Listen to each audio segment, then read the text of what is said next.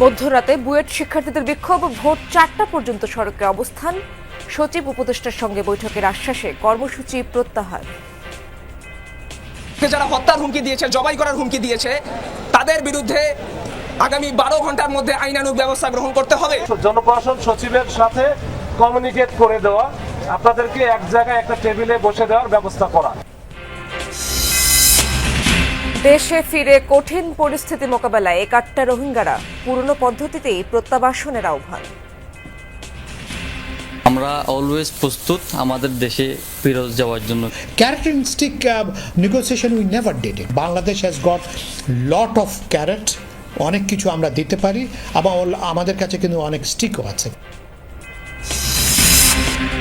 Digital bank প্রতিষ্ঠার আবেদন চেয়ে শিগগিরই প্রজ্ঞাপন, নতুন নীতিমালায় পরিশোধিত মূলধন থাকতে হবে 300 কোটি টাকা। অনিয়ম আর জালিয়াতির আখড়া কুড়িগ্রামের কিসমতুল্লাহ ইনস্টিটিউট, ক্লাস না করেও মিলছে সনদ, পাঠদান ছাড়াই বেতন নিচ্ছেন শিক্ষক কর্মচারীরা।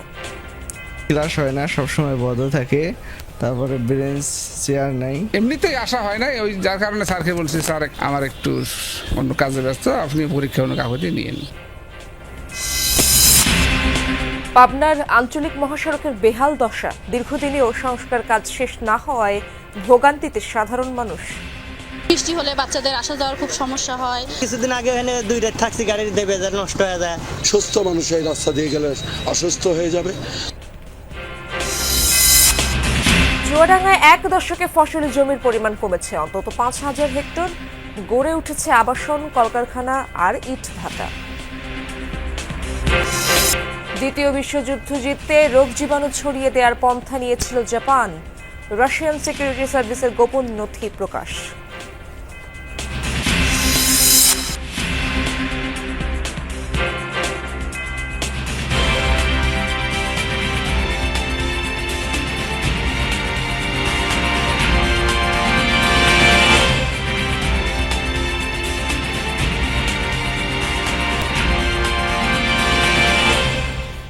আমন্ত্রণ যমুনা নিউজে, আপনাদের সঙ্গে আছি আমি ইশরাত জাহান। এতক্ষণ শিরোনামগুলো দেখছিলেন। শিক্ষা উপদেষ্টা ও জনপ্রশাসন সচিবের সঙ্গে বৈঠকের আশ্বাসে 3 ঘণ্টা পর হোটেল কন্টিনেন্টালের সামনে থেকে অবস্থান কর্মসূচি প্রত্যাহার করেছেন বুয়েট শিক্ষার্থীরা। ডিপ্লোমা বিএসসি ইস্যুতে ডেসকোর নির্বাহী প্রকৌশলীর রুমে ডেকে বুয়েটের সাবেক শিক্ষার্থী রোকনকে হত্যার হুমকির প্রতিবাদে রাতে বুয়েট শহীদ মিনার থেকে তাৎক্ষণিক বিক্ষোভ মিছিল বের করে শিক্ষার্থীরা। হুমকিদাতাদের শাস্তির দাবি করেন তারা।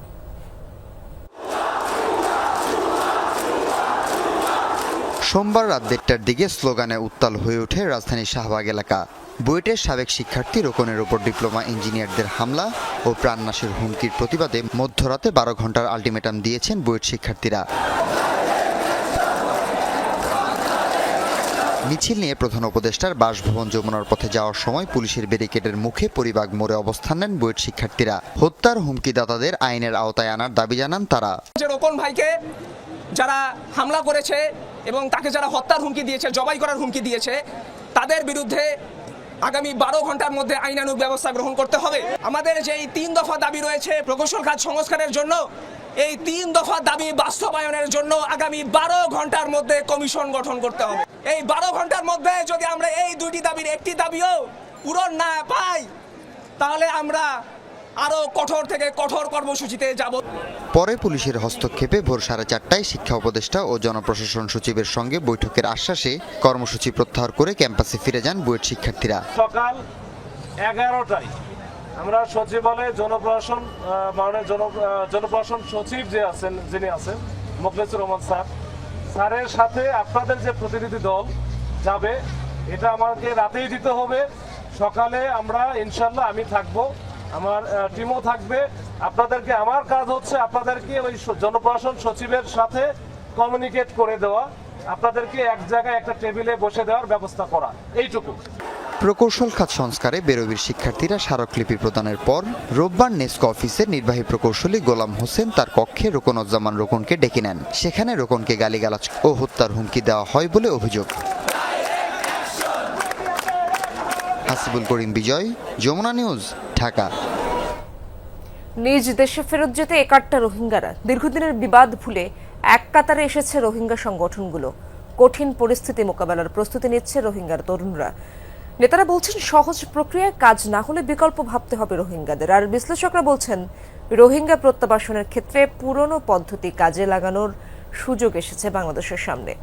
রোহিঙ্গা ও বাংলাদেশ মিয়ানমার সীমান্ত পরিস্থিতি নিয়ে রিয়াজ রায়হানের ধারাবাহিকের আজ থাকছে ৪র্থ পর্ব। ক্যামেরায় ছিলেন জিহাদ ইসলাম। ২০১৭ সালে ১০ বছরের শিশু যারা বাংলাদেশে আশ্রয় নিয়েছিল আজ তারা প্রাপ্তবয়স্ক। ৩৪টি ক্যাম্পে এই সংখ্যা লাখেরও বেশি। ২০ থেকে ৪০ বছরের মধ্যে আছে আরও কয়েক লাখ। লাখো তরুণ যুবক এখন প্রত্যাবাসনের দাবিতে একাট্টা। নিজ দেশে ফেরার দাবিতে ক্যাম্পে নিয়মিত সভা আলোচনা করছে রোহিঙ্গারা। ক্যাম্পের তরুণ যুবকরা বলছেন যে কোনো মূল্যে নিজের ঠিকানায় ফেরত যেতে চান তারা। আমরা অলওয়েজ প্রস্তুত আমাদের দেশে ফেরত যাওয়ার জন্য, কিন্তু ইন্টারন্যাশনাল কমিউনিটি ফেল হয়েছে এটাতে। কমিউনিটি আমাদেরকে হেল্প করবে, বাংলাদেশ গভর্নমেন্ট আছে, সবাই আমাদের সাথে একত্র হয়ে আমাদেরকে পিসফুলি একটা সলিউশন চলে আসবে। রেফিউজি লাইফ দিন বেশি মানে কষ্ট লাইফ যেদিন সেদিন যাইবার কোশিশ করি, কিন্তু এখন সেফটি নেই, ডিগনিটি নেই। প্রত্যাবাসন ইস্যুতে এখন এক ছাতার নিচে 4টি সংগঠন পরিচিতি পেয়েছে ফোর ব্রাদারহুড নামে। আগে আধিপত্য বিস্তারে সংঘর্ষে জড়ালেও গেল 3 মাস ধরে শান্ত ক্যাম্পগুলো। নেতারা বলছেন সুযোগ মিললে ফেরত যাওয়ার প্রক্রিয়ায় সক্রিয় ভূমিকা রাখবেন তারা। রোহিঙ্গা ফজ্জাত গড়ি কি লাভ আছে? আরা ফজ্জাত গড়ি লাভ নাই। আরা বেক্ষণ পালা থাকুন, থাকিতে জাগান শান্তি থাকুন। এদেশানোর আইনের ভিতরে থাকি আর সই রাইটান লই হকান লই আর দেশানো আর তরাতুরি যাই পারিবার খুশি চান গরম। 1978 সালে এক দফা রোহিঙ্গাদের ফেরত পাঠিয়েছিল বাংলাদেশ। আন্তর্জাতিক অঙ্গনেও আলোড়ন তোলে সেই ঘটনা। ব্যাংকক পোস্টের তখনকার শিরোনাম ছিল বার্মাকে সতর্ক করেছে বাংলাদেশ। সে সময় বার্মায় নিযুক্ত আমেরিকার রাষ্ট্রদূত সে সম্পর্কে বিস্তারিত প্রতিবেদন প্রেরণ করেন ওয়াশিংটনে। বিশ্লেষকরা মনে করেন পুরনো অভিজ্ঞতা এবার আবারও কাজে লাগানোর সুযোগ আছে বাংলাদেশের সামনে। ক্যারেট অ্যান্ড স্টিক আমি যেটা সবসময় বলি, আপনি ওকে একটা ইনসেন্টিভ দেন বা একটা পানিশমেন্টের একটা স্কোপ রাখেন। তুমি এটা করলে তোমাকে সাথে এই করব, আর না করলে আমি তোমাকে এই পানিশমেন্ট দেবো। Carrot and stick negotiation we never did it. এবং আমি আপনাকে অ্যাসিওর করতে পারি Bangladesh has got lot of carrot, অনেক কিছু আমরা দিতে পারি এবং আমাদের কাছে কিন্তু অনেক স্টিকও আছে, কিন্তু বাট উই নেভার ইউজড ইট। নিরাপত্তা ঝুঁকি আরও বাড়ার আগেই রোহিঙ্গাদের ফেরত পাঠানো জরুরি বলে মনে করেন বিশ্লেষকরা। বিবাদমান পক্ষগুলোর নেতারা বলছেন সব ধরনের বিভেদ ভুলে তারা এক হয়েছে নিজ ভূমিতে ফেরত যাওয়ার লক্ষ্যে। তাই সুষ্ঠু এবং স্বাভাবিক সব ধরনের নিয়ম অনুসরণ করে তারা ফিরতে চান নিজ ভূমিতে। যদি সেটি সম্ভব না হয় তাহলে বিকল্প ভেবে রেখেছেন নেতারা। বলছেন এর জন্য সর্বোচ্চ ত্যাগ করতেও প্রস্তুত তারা। রিয়াজ রায়হান, যমুনা নিউজ, বালুখালী, উখিয়া, কক্সবাজার। ডিজিটাল ব্যাংকের অনুমোদন দেবে বাংলাদেশ ব্যাংক। আগ্রহী উদ্যোক্তাদের কাছ থেকে দ্রুতই আবেদন চাওয়া হবে। নতুন নীতিমালা অনুযায়ী ডিজিটাল ব্যাংক খুলতে লাগবে কমপক্ষে ৩০০ কোটি টাকা। ব্যাংকার বিশ্লেষকরা বলছেন ডিজিটাল ব্যাংকিং গুরুত্ব দিতে হবে, এর বিকল্প নেই। তবে এখনও ডিজিটাল ব্যাংক পরিচালনার মতো পরিবেশ তৈরি হয়নি। গবেষণা ছাড়া ডিজিটাল ব্যাংক চালু করা হলে আর্থিক ক্ষেত্রে বড় ধরনের ব্যর্থতার খাত তৈরি হতে পারে বলেও আশঙ্কা তাদের। দেশে ৬১টি বাণিজ্যিক ব্যাংক রয়েছে। এদের অনেকেই নিজস্ব উদ্যোগে পরিচালনা করছে ডিজিটাল ব্যাংকিং কার্যক্রম। এর পাশাপাশি চালু আছে মোবাইল ব্যাংকিং কার্যক্রমও। এসব মাধ্যমে লেনদেনে আগ্রহ বাড়ছে গ্রাহকদের। প্রযুক্তি নির্ভর লেনদেন বৃদ্ধি এবং ক্যাশলেস সোসাইটি গড়ে তুলতে দেশে ডিজিটাল ব্যাংকের কার্যক্রম শুরু করতে চায় বাংলাদেশ ব্যাংক। এজন্য আগ্রহী উদ্যোক্তাদের কাছ থেকে নেওয়া হবে আবেদনপত্র। এ লক্ষ্যে পরিবর্তন করা হয়েছে নীতিমালাও। পরিশোধিত মূলধন ১২৫ কোটি টাকা থেকে বাড়িয়ে করা হয়েছে ৩০০ কোটি টাকা। ডিজিটাল ব্যাংকিং এর যথেষ্ট সুযোগ আছে বাংলাদেশে ব্যাংকিং করা। অতএব এই কনসেপ্টটাতে আরও কিছু লোককে, আরও প্রতিষ্ঠানকে সুযোগ দেওয়া উচিত। একটা দুইটা প্রতিষ্ঠানের মধ্যে এটা সীমাবদ্ধ রাখা ঠিক হবে না। এই প্রেক্ষাপটে আমরা সম্প্রতি কিছু মৌলিক বিষয় পরিবর্তন করা হয়েছে। পরিবর্তিত পলিসির আওতায় শীঘ্রই নতুন আবেদন গ্রহণ করার জন্য আমরা বিজ্ঞপ্তি প্রচার করব। ডিজিটাল ব্যাংক পরিচালনায় প্রধান কার্যালয় থাকলেও থাকবে না কোনো শাখা বা উপশাখা, সব সেবা হবে অ্যাপস নির্ভর। পণ্য আমদানি বা রপ্তানির জন্য কোনো ঋণপত্র খুলতে পারবে না, বড় বা মাঝারি শিল্পেও ঋণ দিতে পারবে না ডিজিটাল ব্যাংক। তবে ছোট আকারের ঋণ বিতরণ করা যাবে। ব্যাংকার ও বিশ্লেষকরা বলছেন দেশে ডিজিটাল ব্যাংকের দরকার, তবে এখনও সেই পরিবেশ গড়ে ওঠেনি। গবেষণা ছাড়া ডিজিটাল ব্যাংকের অনুমোদন দিলে তা কতটা সফল হবে তা নিয়ে সন্দেহ আছে বলেও মনে করেন তারা। আমাদের ডিজিটাল ব্যাংকিংয়ে অবশ্যই ফোকাস করা দরকার। আমাদের ডিজিটাল ব্যাংকিং অ্যাক্টিভিটিসগুলো ব্যাংক করছে, এমএফএস করছে, আমরা এমএফআই এর মধ্যে অনেক ডিজিটাল অ্যাক্টিভিটি কিন্তু নিয়ে এসেছি। সেই ব্যাপারে আমি এক্সট্রিমলি পজিটিভ, বাট একেবারে ফুল ফ্লেজের ডিজিটাল ব্যাংক সেটার জন্য আমরা তৈরি কিনা এই ব্যাপারে আমি ব্যক্তিগতভাবে সন্দিহান। কারণ আপনি একটা বড় ইনভেস্টমেন্ট করলেন, সবাই সেই ইনভেস্টমেন্টে গেল, তারপর সেটা যদি সাস্টেন করতে অনেক সময় লাগে বা সাস্টেন না করে, তাহলে কিন্তু সেটা সেক্টরে আর এক ধরনের ব্যর্থতার খাত তৈরি হবে। ডিজিটাল ব্যাংক করতে গেলে যে ডিজিটাল ডিভাইস, যেটা ডিজিটাল ডিভাইসের অ্যাক্সেস কিন্তু এখনও কিন্তু ওইভাবে হয় নাই। এখনও কিন্তু মূলত শহর কেন্দ্রে, এবং ধরেন 25% বলা হয় যে ডিজিটাল ডিভাইসের অ্যাক্সেস আছে। সো ওই জিনিসগুলো হয়তো একটা কাজ করবে যে আসলে ডিজিটাল ব্যাংকিংয়ের সাকসেস যদি আমরা দেখি অ্যাক্রস দ্য গ্লোব সবখানে যে খুব সাকসেসফুল তা কিন্তু না। এর আগে নগদ এবং কড়িকে ডিজিটাল ব্যাংকের অনুমোদন দেয় বাংলাদেশ ব্যাংক। তবে এ দুটি প্রতিষ্ঠান বাণিজ্যিক কার্যক্রম শুরু করতে না পারায় তাদের লাইসেন্স বাতিল করা হয়েছে। আলমগীর হোসেন, যমুনা নিউজ, ঢাকা। পাবনার আঞ্চলিক মহাসড়কের বেহাল দশায় দীর্ঘদিন ধরে ভোগান্তি পোহাচ্ছেন জেলার সাধারণ মানুষ। সমস্যা নিরসনের দাবিতে মানববন্ধন করেছেন স্থানীয়রা। কম সময় ঢাকা সহ বিভিন্ন জেলায় যাতায়াতের জন্য গুরুত্বপূর্ণ রাস্তাটি এখন সীমাহীন দুর্ভোগের কারণ। গেল বছর মেরামতের কাজ শুরু হলেও 5 আগস্টের পর মাঝপথেই বন্ধ হয়ে যায় সড়ক সংস্কারের কাজ।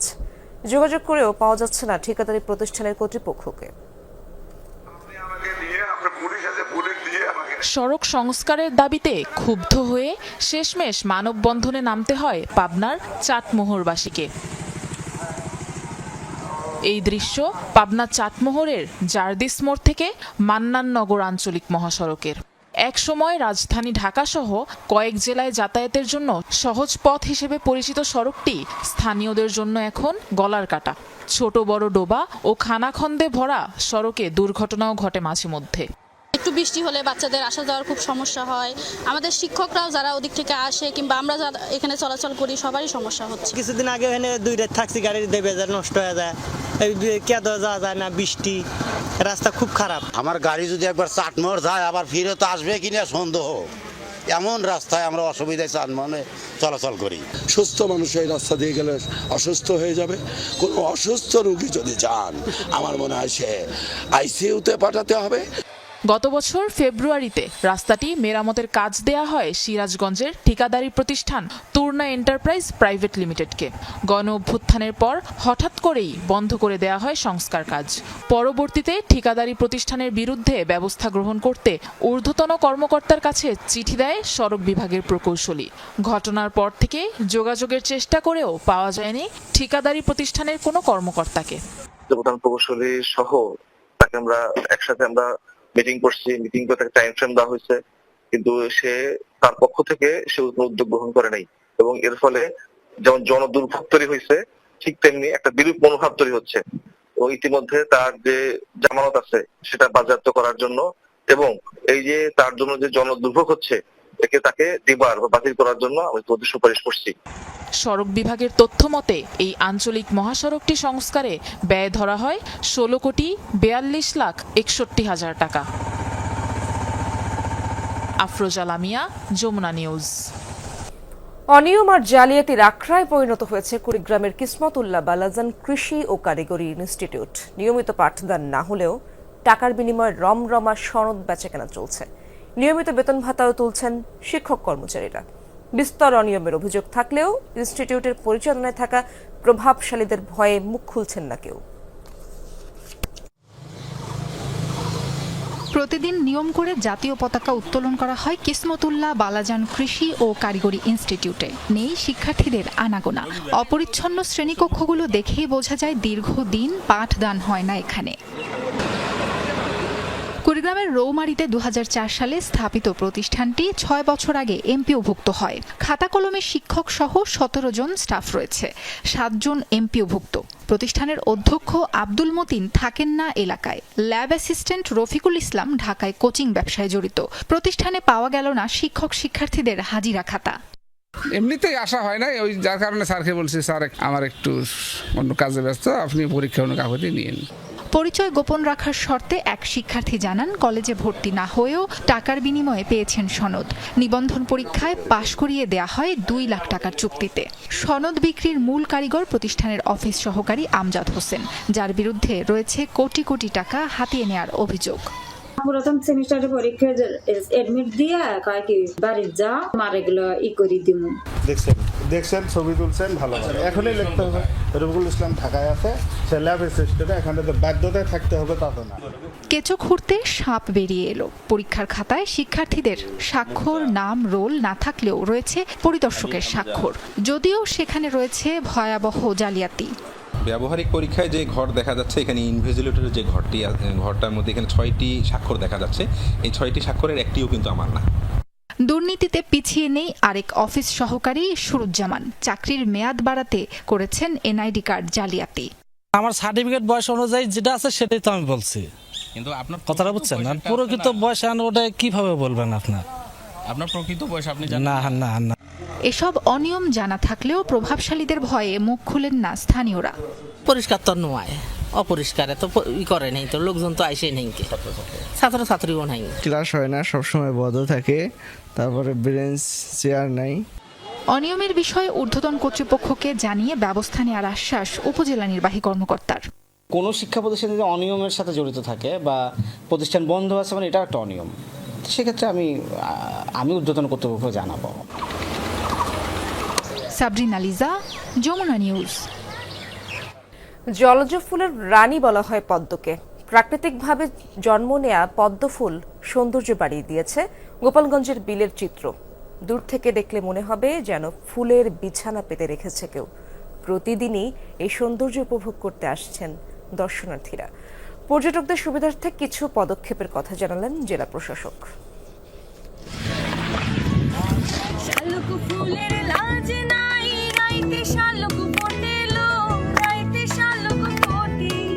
শাওন মেঘ ভেঙে ঝরে পড়া বৃষ্টির ছোঁয়া আর লোকগান যেন প্রাণবন্ত করে তুলেছে জলে ভাসা পদ্মের প্রতিটি পাপড়িকে। সবুজের মাঝে এক রাস মুগ্ধতা নিয়ে প্রকৃতিতে হাজির জলজ ফুলের রানী। গোপালগঞ্জ সদরের বলাকইর বিল তার সৌন্দর্যের ডালি মেলে ধরে বছরের এই সময়ে। যেন বেখেয়ালি পদ্ম তার নিজ খেয়ালে সাজিয়ে রেখেছে বিস্তীর্ণ জলরাশি। 90-এর দশক থেকেই বর্ষার পর এই বিলের বেশিরভাগ জমিতেই প্রাকৃতিকভাবে পদ্ম ফুল ফোটে। এ কারণেই বিলটি পদ্মবিল নামে পরিচিত। প্রথমবার আসছি যখন অনেক ভালো লাগছে, আগে কখনো আসি নাই। আসলে গোপালগঞ্জে এত সুন্দর যে একটা জায়গা আছে এটা আমার আসলে জানা ছিল না। এর আগে শুনেছি যে অনেক বেশি ছিল, এই বছর একটু কম আছে হয়তো সেই তুলনায়, মানে ছবি দেখেছি, কিন্তু যেটুকুনি আছে অনেক ভালো লাগছে এসে আর কি।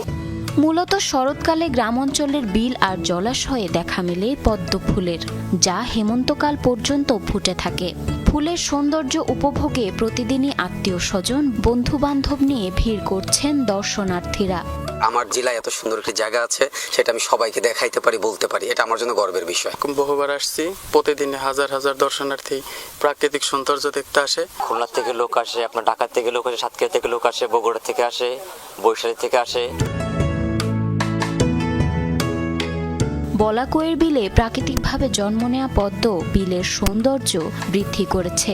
পর্যটকদের সুবিধার্থে কিছু পদক্ষেপের কথা জানালেন জেলা প্রশাসক।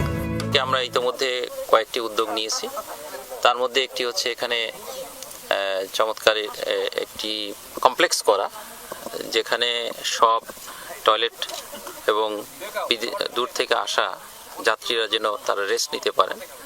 আর সাথে সাথে এখানে বেশ কিছু নৌকা আছে বিভিন্ন পর্যায়ের, ছাউনি দিয়ে এবং ছাউনি ছাড়া, তাদের নিরাপত্তার জন্যও আমরা এখানে গ্রাম পুলিশ সহ বিভিন্ন ব্যবস্থাপনা নিয়েছি।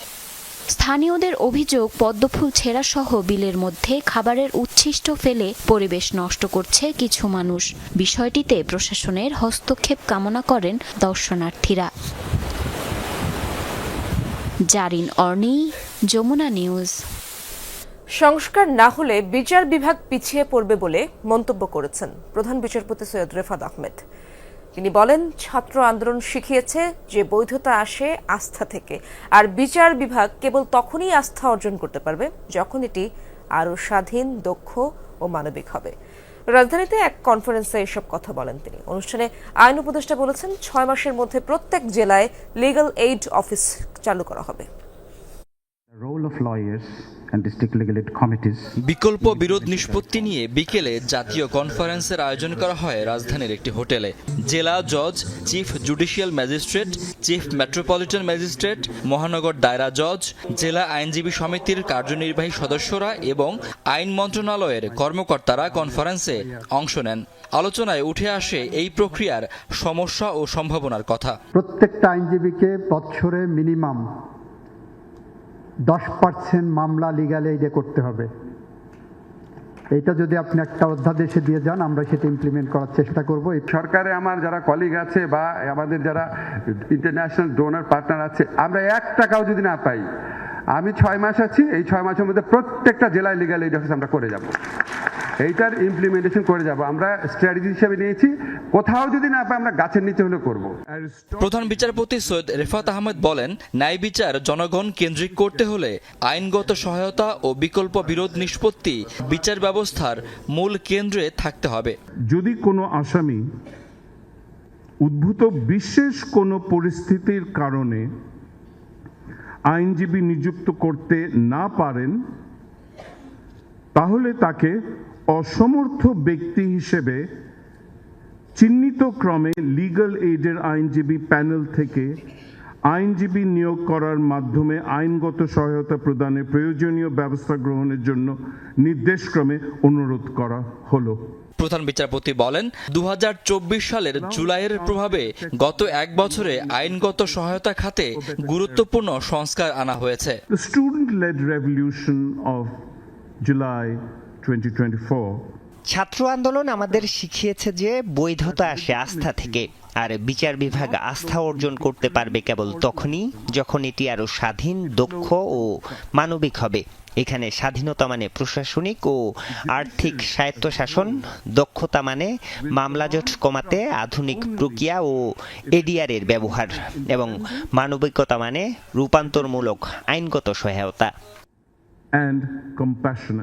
জাতীয় আইনগত সহায়তা সংস্থা এবং ইউএনডিপি যৌথভাবে কনফারেন্সটি আয়োজন করে। শাকিল হাসান, যমুনা নিউজ, ঢাকা। সংবিধানের মূলনীতি রক্ষায় ঐকমত্য না হলে দেশের মানুষ তাদের ন্যায্য অধিকার ভোগ করতে পারবে না। মূলনীতি না মেনে দেশ পরিচালনাও সম্ভব নয়। গতকাল এক আলোচনা সভায় এমন মন্তব্য করেছেন সংবিধান বিশেষজ্ঞ ডক্টর কামাল হোসেন। সভায় অংশ নেয়া সিনিয়র আইনজীবীরা বিচারপতি নিয়োগ প্রক্রিয়া স্বচ্ছ করার তাগিদ দেন। অভিযোগ করেন, মেধার ভিত্তিতে নয়, বিচারপতি নিয়োগে ভূমিকা থাকে রাজনৈতিক পরিচয়ের। সুপ্রিম কোর্ট আইনজীবী সমিতি মিলনায়তনে বিচার বিভাগের স্বাধীনতা ও সংস্কার শীর্ষক আলোচনা সভার আয়োজন করে বাংলাদেশ গণতান্ত্রিক আইনজীবী সমিতি। প্রধান অতিথি সংবিধান বিশেষজ্ঞ ডক্টর কামাল হোসেন। বাস্তবে বিচার বিভাগের স্বাধীনতা বলতে বিচার ব্যবস্থাকে ক্ষমতায় আরোহণ কিংবা ক্ষমতাচ্যুত করার কাজে ব্যবহার করা হয় বলে অভিযোগ করেন ব্যারিস্টার মাহবুব উদ্দিন খোকন। আর ব্যারিস্টার সারা হোসেন বলেন, বিচার কার্যক্রম কেন্দ্রিক হয়রানি দেশে এখন অনেকটা স্বাভাবিক হয়ে গেছে। আমাদের বিচার বিভাগ মূলত ক্ষমতা রাখা কাউরে আর ক্ষমতা নামানোর এটা মাধ্যমে দাঁড়িয়েছে। প্রতিদিন আমাদের আদালতে যেটা দেখি যে 10:30টায় বসার কথা, বসছেন একজন 11টায়, 11:30টায়। এগুলো নিয়েও কথা বলতে হবে। ডক্টর কামাল হোসেন বলেন, সংবিধানের মূলনীতি না মেনে দেশ চালানো সম্ভব নয়। এক্ষেত্রে সবার ঐক্যমত না হলে জনগণ তার ন্যায্য অধিকার ভোগ করতে পারবে না। কোন রকমের এখানে আপোষ না করি, তখনই কিন্তু আমাদের সাংবিধানিক শাসন দেশে কায়েম হবে। সিদ্ধান্ত নেওয়া উচিত যে আমরা সংবিধানের মৌলিক বিষয়ে, মূলনীতিকে নিয়ে কোনো রকমের বিতর্ক করব না। আলোচনা সভায় বিচারপতি নিয়োগ নিয়ে সিনিয়র অ্যাডভোকেট ডক্টর শাহদিন মালিক বলেন, 50 বছরেও বিচারপতি নিয়োগ প্রক্রিয়া স্বচ্ছ করা যায়নি। বর্তমান প্রক্রিয়াতে ত্রুটি থাকলেও অন্তত নিয়োগ কার্যক্রম স্বচ্ছ করার চেষ্টা শুরু হয়েছে। অধ্যাদেশ অনুযায়ী যে বিচারপতি নিয়োগের প্রক্রিয়াটা শুরু হয়েছে, এটা যদি যথাসময়ে তার শেষ না হয়, আমি হলফ করে বলতে পারবো যে অন্তত আগামী 1 দশক ধরাধরি ছাড়া আর কোনো বিচারপতি নিয়োগ হবে না। সিনিয়র অ্যাডভোকেট জয়নুল আবেদিন অভিযোগ করেন, বিচারপতিদের মেধা নয়, রাজনৈতিক পরিচয়ের ভিত্তিতে নিয়োগ দেওয়া হয়। বিচার বিভাগের সংস্কার নিয়েও কথা বলেন তিনি। বিচারপতিদেরকে নিয়োগ দেওয়া হয় মেধার ভিত্তিতে না, তাদেরকে নিয়োগ দেওয়া হয় রাজনীতির ভিত্তিতে। লামিয়া তিথি, যমুনা নিউজ, ঢাকা। লক্ষ্মীপুরে জমির সীমানা প্রাচীর নিয়ে পূর্ব বিরোধ এবং চাঁদার টাকা না দেয়ায় এক নারীর ওপর হামলার ঘটনা ঘটেছে। কুপিয়ে আহত করা হয়েছে তাকে। রবিবার এই ঘটনায় মামলার পর অভিযুক্তকে গ্রেপ্তার করে পুলিশ। আদালতের মাধ্যমে পাঠানো হয়েছে কারাগারে। স্থানীয়দের অভিযোগ, দীর্ঘদিন যাবৎ এলাকায় মাদক ব্যবসা করে আসছিল অভিযুক্ত ব্যক্তি। লক্ষ্মীপুর সদর উপজেলার হেতিমপুর গ্রাম। জমির সীমানা প্রাচীর নিয়ে পূর্ব বিরোধের জেরে এভাবেই ভুক্তভোগী পরিবারের দিকে তেড়ে আসে অভিযুক্ত আব্দুর রহিম জুয়েল। কুপিয়ে আহত করে সুফিয়া খাতুন ঋতুকে। আহত হন তার মা নূরজাহান বেগমও। ভুক্তভোগী পরিবারের দাবি, ঢাকায় থাকার কারণে খালিই থাকে হেতিমপুর গ্রামে তাদের বাড়িটি। এই সুযোগে বাড়ির সম্পদ ভোগ দখলের পাশাপাশি সেখানে মাদকদ্রব্য ক্রয় বিক্রয়ের কার্যক্রম পরিচালনা করছিল প্রতিবেশী জুয়েল। পরবর্তীতে বাড়ির সীমানা প্রাচীর নির্মাণ করতে গেলে তাতে বাধা দেয় অভিযুক্ত ব্যক্তি। চাঁদা দাবির পাশাপাশি বিভিন্ন মালামাল ছিনিয়ে নেয়ার অভিযোগও করেন সুফিয়া খাতুন ঋতু এবং তার মা নূরজাহান বেগম। জুয়েল ছেলেটা আমার বাড়ির ভিতরে এসে মদ, গাঁজা, ইয়াবা, এগুলা হিরোইন, এগুলা নিয়ে লোকজন নিয়ে এগুলা আড্ডাবাজি করে। ওগুলো বন্ধ করার জন্যই মূলত আমাদের বাউন্ডারিটা দেওয়া। অনাকাঙ্ক্ষিতভাবে এসে আমাদের উপর হামলা চালায়, সে টাকা চায়। আমরা মামলা দিছি, এখন যে জেলে ওইখান থেকে আমাদেরকে হুমকি ধুমকি দিচ্ছে, মারিয়া লাইব, কাটিয়া লাইব, বাড়িতে থাকতে দিত না। এখন আমরা নিরাপত্তাহীনতায় ভুগতেছি। মাদক সেবন করতো পূর্বে 2-3 বার এখান থেকে মানে অভিযান হওয়ার কারণে এখান থেকে ধরা খাইছিল। এরপরে সে দেশের বাইরে চলে যায়, তারপর আবার আসছে। পার্শ্ববর্তী তার চাষার জমি, সে সেখান থেকে মাটি কাটি নিয়ে আমাদের আড়া বেড়া সব ভাঙি ফেলাইছে। আমরা ডাক দোয়া দিছি না, আমাদের দা শ্রেণী নিয়ে দৌড়ায়। ঘটনার পর থানায় মামলা করতে যান ভুক্তভোগী ঋতু ও তার মা নূরজাহান বেগম। এ সময় আহত হওয়ার মিথ্যা নাটক সাজিয়ে থানায় হাজির হন অভিযুক্ত জুয়েল। ঘটনা সন্দেহ হলে তাকে আটক করে পুলিশ। পরে গ্রেফতার দেখানো হয় জুয়েলকে। জুয়েল একজন মানুষকে এভাবে আহত করে সে আবার থানায় এসে সে একটি নাটক সাজানোর চেষ্টা করার কারণে তাকে আমরা সাথে সাথে কাস্টডিতে নিই এবং কাস্টডিতে নিয়ে কোর্ট সময়ের মধ্যে তাকে দ্রুততার সাথে কোর্টে প্রেরণ করা হয়। গ্রেফতারের পর আদালতের মাধ্যমে কারাগারে পাঠানো হয়েছে অভিযুক্ত আব্দুর রহিম জুয়েলকে। সাইফ আহমেদ, যমুনা নিউজ। চুয়াডাঙ্গায় মোবাইল নিয়ে বিরোধের জেরে 2 যুবককে এলোপাতাড়ি কুপিয়ে জখম করা হয়েছে। ঘটনার একটি ভিডিও সামাজিক যোগাযোগ মাধ্যমে ছড়িয়ে পড়ায় জেলা জুড়ে উঠেছে সমালোচনার ঝড়। সোমবার রাতে শহরের শেখপাড়ায় এই ঘটনা ঘটে। আহতরা হলেন বড়বাজার এলাকার রাজু আহমেদ ও দক্ষিণপাড়ার সুবল সরকার। স্থানীয়রা জানান, কয়েকদিন আগে স্থানীয় যুবক সজীবের কাছ থেকে একটি পুরনো মোবাইল ফোন কেনেন রাজু। 3 দিন আগে মোবাইলটি হঠাৎ লক হয়ে গেলে জানা যায় সজীব কিস্তির টাকা পরিশোধ না করায় কোম্পানির পক্ষ থেকে মোবাইলটি লক করে দেওয়া হয়। এ নিয়ে রাজু ও সজীবের কথা কাটাকাটি হয়। রাতে সজীব সহ কয়েকজন এসে রাজুর উপর হামলা করে। এ সময় সুবল তাদের বাধা দিলে ক্ষিপ্ত হয়ে তাকেও কুপিয়ে জখম করে তারা। পরে রাজু ও সুবলকে হাসপাতালে নিয়ে যায় এলাকাবাসী। এর মধ্যে সুবলের অবস্থা আশঙ্কাজনক। অভিযুক্তদের ধরতে অভিযান চলছে বলে জানিয়েছে পুলিশ।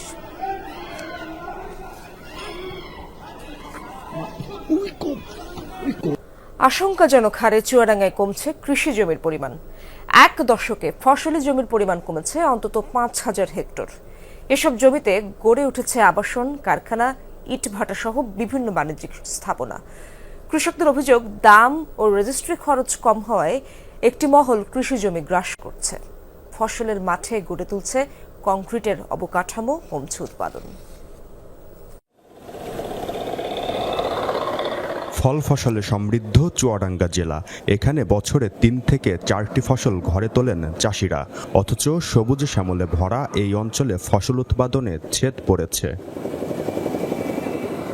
গত 1 দশকে এ জেলায় কৃষি জমি কমেছে অন্তত 5,000 হেক্টর পরিমাণে, যা প্রতি বছর গড়ে 0.72% কমছে। গত কয়েক বছরে কমার পরিমাণ উদ্বেগজনক। ফসলি জমির পরিবর্তে এইসব জায়গায় গড়ে উঠেছে ইটভাটা, আবাসন, গুদামঘর, কারখানা, ব্যবসা প্রতিষ্ঠান সহ নানা স্থাপনা। এতে ক্রমশ কমছে ফসল উৎপাদনের হার, মাটি হারাচ্ছে উর্বরতা। জায়গা জমি সবই চাষবাসের জমি ছিল একসময়, এখন এসব আলত বাড়ি হয়েছে, মিল কারখানা হয়ে এখন চাষবাস কমে গিয়েছে। জমিতে খুব কমছে, আর জমিতে হলে কমে যাচ্ছে কেমনি, আর তো বাড়ছে না, জমিতে কমছে। কৃষকদের অভিযোগ, তুলনামূলক দাম কম ও রেজিস্ট্রি খরচ ফাঁকি দিতে কৃষি জমির দিকে নজর একটি মহলের। কৌশলে কৃষি জমি কিনে গড়ে তুলছে কংক্রিটের নগরায়ন। ক্ষতিগ্রস্ত হচ্ছে কৃষি ও কৃষক। এখানে আপনার জমির দাম কম এবং রেজিস্ট্রি খরচ কম, এই জন্য আমাদের দেশে, আমাদের এলাকায় কৃষি জমি কমে গেছে। মাঠের জমির দাম কম, কিনে তারা হইলো বিল্ডিং করছে। তো এবারটা এই জমি যখন তারা কিনছে, আমরা তো আর কিছু করার মতন বুদ্ধি নেই, আবাদ ঘাট করার মতন বুদ্ধি নেই। সরকারে ফাঁকি দিচ্ছে, বিল্ডিং হচ্ছে, মাঠের চাষের জমি নষ্ট হয়ে যাচ্ছে, ফসল হচ্ছে না, তাতে মানুষের দুর্ভিক্ষে পড়ে যাচ্ছে। কৃষি জমি কমার ভবিষ্যৎ নিয়ে উদ্বেগ প্রকাশ করেছেন সংশ্লিষ্টরা। যেহেতু আমার মানুষ বাড়বে, সেক্ষেত্রে ওই শিক্ষা প্রতিষ্ঠানের দরকার হবে, হাট বাজারেরও দরকার হবে, দৈনিক প্রতিষ্ঠানের দরকার হবে, বাড়িঘাটেরও দরকার হবে, রাস্তাঘাটেরও দরকার হবে। কিন্তু আমার জমি কমলেও মানুষের খাদ্যের চাহিদা তো যোগান দিতে হবে। অথচ কৃষি জমির শ্রেণী পরিবর্তনের নিয়ম রয়েছে। আইনের ফাঁক দিয়ে যাতে কৃষি জমি বাণিজ্যিক খাতে ব্যবহার না হয়, সেজন্য সমন্বয়ের প্রয়োজন মনে করছেন সচেতন মহল। জিসান আহমেদ, যমুনা নিউজ, চুয়াডাঙ্গা। দ্বিতীয় বিশ্বযুদ্ধে জিততে রোগ জীবাণু ছড়িয়ে দেওয়ার পন্থা ব্যবহার করেছিল Japan. Plague, anthrax, gas, gangrene, typhoid, cholera, viral haemorrhagic জ্বর এমন সব রোগের জীবাণু ছড়িয়ে দেওয়ার চাঞ্চল্যকর তথ্য উঠে এসেছে রাশিয়ান ফেডারেশনের ফেডারেল সিকিউরিটি সার্ভিসের প্রকাশিত নথিতে। চীন রাশিয়ায় এই অপকৌশল কার্যকরে সামরিক বাহিনীর একাধিক ইউনিটও গঠন করেছিল টোকিও। জীবাণু ভরা কামানের গোলা ছুঁড়ে সেগুলোর শক্তি সম্পর্কে ধারণা নেওয়ার চেষ্টাও করা হয়েছিল। দ্বিতীয় বিশ্বযুদ্ধে জয়ের জন্য ভয়াবহ এক পন্থা ব্যবহারের অভিযোগ উঠেছে জাপানের বিরুদ্ধে। রাশিয়ার প্রকাশিত গোপন নথি বলছে, দেশটির সেনাবাহিনীতে জীবাণুযুদ্ধ শুরুর জন্যই প্রতিষ্ঠা করা হয়েছিল ইউনিট হারবিনে 731। যুদ্ধের সময় শত্রু দেশে ব্যাপক পরিসরের সংক্রমণ ছড়িয়ে দেওয়ার পর সেগুলোর বিস্তারের হারের ওপর নজর রাখত জার্ম ওয়ারফেয়ার ইউনিট। এসব ইউনিট শত্রু দেশে plague, anthrax, gas gangrene, glanders, typhoid, আমাশয়, কলেরা এবং ভাইরাল হেমোরেজিক জ্বরের ব্যাকটেরিয়া ছড়িয়ে দিত। আক্রমণের নির্দিষ্ট সময় পর পর পরীক্ষার জন্য সংগ্রহ করা হতো মরদেহ। এতে ধারণা পাওয়া যেত সংক্রমণের হার আর ব্যাকটেরিয়ার কার্যকারিতার বিষয়ে। সম্প্রতি 24 পৃষ্ঠার 3টি নথি প্রকাশ করেছে রাশিয়ার ফেডারেল সিকিউরিটি সার্ভিস। এসব নথির তথ্যে ইউনিট 731-এর তৎকালীন ব্যাকটেরিওলজিস্ট কাতো সুনানির জিজ্ঞাসাবাদের রেকর্ড এবং হাতে লেখা স্বীকারোক্তি রয়েছে। নারী, প্রবীণ ও শিশুসহ বন্দীদেরকে লগ হিসেবে উল্লেখ করা হয়েছিল। তাদেরকে পশুর চেয়েও নিম্নমানের জাত হিসেবে দেখা হতো। এমন কূটকৌশলে আক্রান্ত হওয়া মানুষের সংখ্যা 40,000 বা তারও কিছু বেশি। গোটা কার্যক্রমের মূল টার্গেট ছিল চীন ও রাশিয়ার নিরাপরাধ বেসামরিক নাগরিকরা। 1941 থেকে 1945 সালের মধ্যে ক্রমাগতভাবে এমন জীবাণু হামলা চালিয়ে গেছে ইউনিট 731। দ্বিতীয় বিশ্বযুদ্ধের শেষের দিকে আরও জোরদার হয় এই ঘৃণ্য কার্যক্রম। অস্মিতা বিশ্বাস, যমুনা নিউজ। গাজায় বর্বরতার মাত্রা বাড়িয়েই চলেছে ইসরায়েল। সোমবারও উপত্যকা জুড়ে ব্যাপক হামলা চালিয়েছে আইডিএফ। গত 24 ঘন্টায় তেল আবিবের বর্বরতায় প্রাণ গেছে 89 জনের, যার মধ্যে নাসের হাসপাতালেই 2 দফায় চালানো হয়েছে আগ্রাসন। এতে 5 সাংবাদিক সহ নিহত হয়েছেন কমপক্ষে 21 ফিলিস্তিনি। এদিকে খান ইউনিসে আরও 1 সাংবাদিককে গুলি করে হত্যা করেছে ইসরায়েলি সেনারা। প্রায় 2 বছরের আগ্রাসনে গাজায় প্রাণহানি 62,800-এরও বেশি। এর মধ্যে গত মার্চে যুদ্ধবিরতির চুক্তি ভেস্তে যাওয়ার পর এ পর্যন্ত 10,900 মানুষকে হত্যা করেছে নেতানিয়াহু সেনারা। 2 বছরে আহত হয়েছে প্রায় 1,60,000 ফিলিস্তিনি। চলতি বছর উত্তর কোরিয়ার সর্বোচ্চ নেতা কিম জং উনের সাথে দেখা করতে যান মার্কিন প্রেসিডেন্ট ডোনাল্ড ট্রাম্প।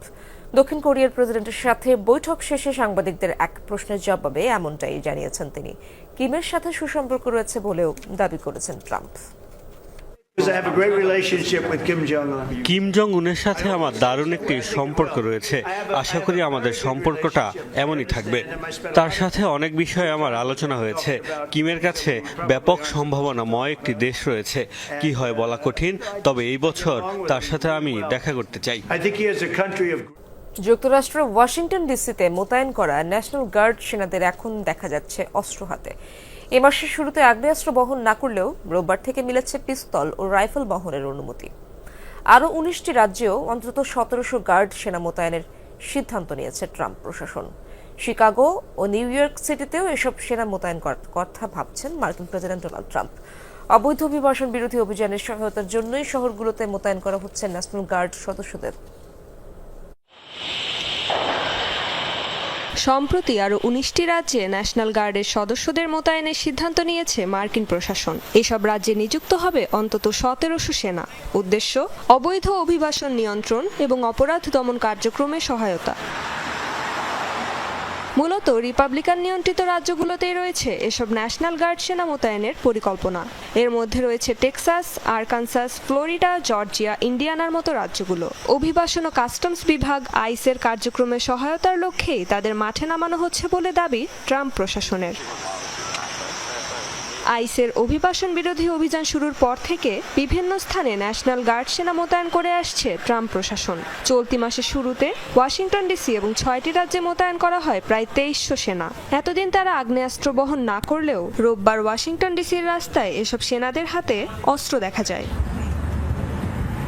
কারো হাতে ছিল পিস্তল, কারো হাতে রাইফেল। প্রতিরক্ষা বিভাগের এক কর্মকর্তা জানিয়েছেন, ওয়াশিংটনের কিছু ইউনিটকে নির্দিষ্ট এসব মিশনে অস্ত্র বহনের অনুমতি দেওয়া হয়েছে। ট্রাম্পের ভাষ্য অনুযায়ী রাজধানীতে বেড়ে চলা অপরাধ দমনেই এমন সিদ্ধান্ত।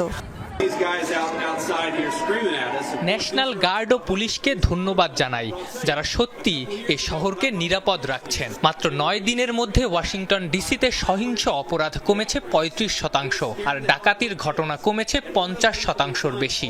এটা সত্যিই বড় পরিবর্তন, কারণ সবাই কঠোর পরিশ্রম করছে।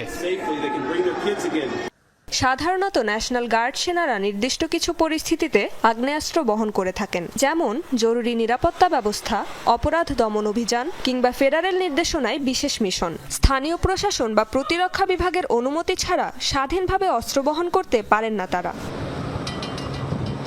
কয়েকটি সূত্র বলছে, ডেমোক্র্যাট নিয়ন্ত্রিত কয়েকটি শহরেও ন্যাশনাল গার্ড সেনা মোতায়েনের কথা ভাবছেন মার্কিন প্রেসিডেন্ট, যার মধ্যে রয়েছে শিকাগো ও নিউ ইয়র্ক সিটি।